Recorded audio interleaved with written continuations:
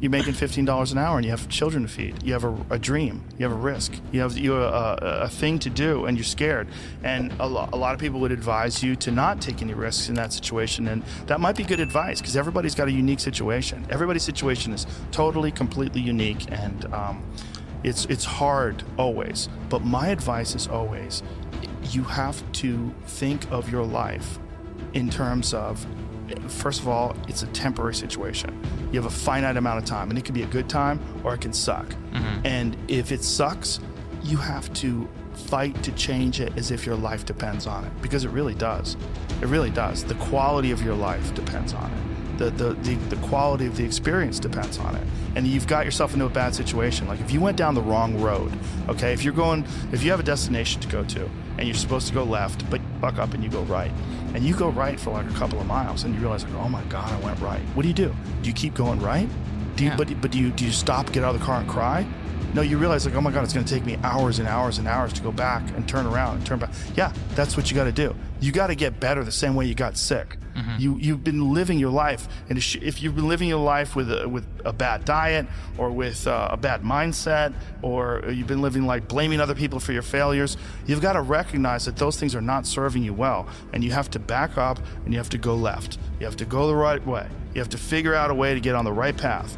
And for a lot of people, that kind of change and that kind of alteration of these comfort patterns that people fall into is extremely difficult to do.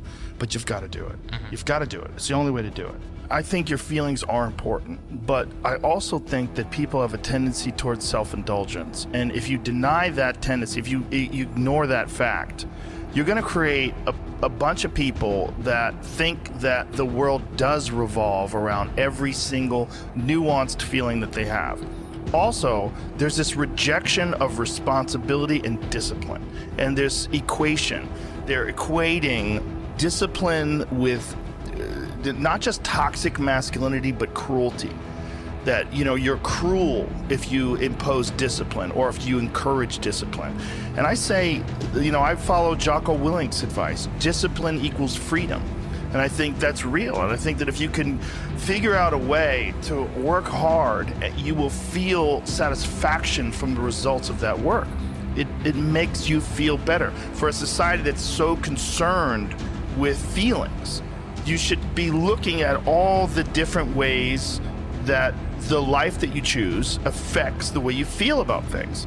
And if you have really accomplished goals and actually exerted discipline, done things that were difficult to do that you didn't necessarily want to do, but you knew had long-term benefits, that is a part of being like an actualized human. That's a part of being a man. It's a part of being a woman. It's a part of being a person who accomplishes things in life. And we're all engaged in this weird idea. And this weird idea is that you work and you get a certain amount of money for that, but the money's not proportionate to effort. It's proportionate to your thought process, how you find your way through things, problem solving. It's basically a puzzle. And some people find an easy path to that puzzle. You invent something amazing, and then you're insanely wealthy. And people say, well, that's not fair. But It's not about fair. It's about reality. There's a thing that happened, and this one thing that this person created, he sold 1 billion units of this thing, and now he's got a shit ton of money. If you want a shit ton of money, you should figure out how to sell 1 billion units of something. And people are like, but that's that is reality. It's an uncomfortable reality for a person with no money and no success and no idea for a product that you're going to sell 1 billion units. People don't want to hear that sometimes because they want to hear that you've done enough. You're amazing. You're a winner. You're a perfect person. You don't need to work harder. People need to accept you, and we need the government to step in and fill in all the holes, fill in all the blanks. And this income inequality idea, like there's an income inequality problem in this country. Well, guess what else there is? There's a fucking effort inequality problem in this country. Some people don't put forth as much effort. Does that mean that everybody should work 12 hours a day, 7 days a week? No, it doesn't. It doesn't mean that. But it does mean that you probably can do more. You can probably work harder, or think harder, and if you do that, you will be rewarded Wondering why other people's success or wondering why other people are successful is the refuge of losers. It's a loser mentality. It's a loser occupation. It's a loser practice because you're wondering why other people are successful. Like, who gives a you can say you think it sucks, but to spend time wondering why someone is successful and hating on someone for being successful, it doesn't do any good. It's like, what is that old expression that jealousy is, it's a poison that does the opposite of its intended? Oh, right. It doesn't affect the other person at all, but it poisons yourself. It wastes your energy and time. And everybody's different. Everybody's similar, but everybody's different. And your attitude has a giant effect, not just on your life, but on other people's lives around you. That's the other thing about it. Those I can't catch a break guys, get them the fuck away from me. I can't be around those guys. I don't want to hear that shit. I don't want to hear that shit. I don't buy it. Because everybody has bad breaks. Yeah. I've had a shit ton of bad breaks. But you know what I did? I stayed up and I thought through it. And I figured out what the fuck I did wrong, and then I went back. It's like, I've fucked up everything I've ever done 100 times. There's no other way to do it. And I've had a bunch of shitty breaks. Everybody has. But you got to realize when you have those shitty breaks what that is. It's an opportunity for you to reassess, reboot, get better, figure out another way, find another way through. It's just little challenges. And the people that look at those challenges and go, why do I always have these challenges? They're cancer.